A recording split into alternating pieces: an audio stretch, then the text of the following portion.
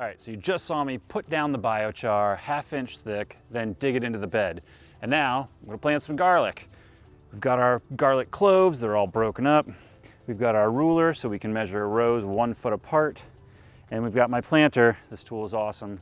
If you don't have one, highly recommend it. They're indispensable in the garden. So garlic cloves only go 4 to 6 inches apart.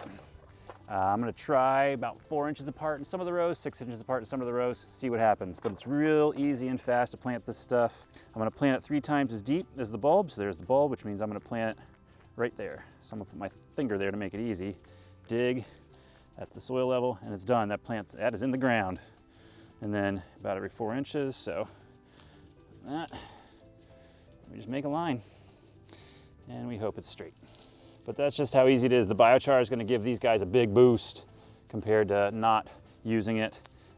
This bed was already pretty rich with compost, etc., but that just made it even better. So there you have it. I only have about 100 more garlic bulbs to plant, but the biochar is going to nurture this soil. It's going to help the plants retain water, nutrients, be a home for beneficial biology in the soil. And it's a lifetime, so I don't ever have to add this biochar again. It'll nurture this garlic, it'll nurture the next crops next year and years after that. And then hopefully in June, we pull some big old garlic out of this garden. So thanks again for watching. Hope you learned something today.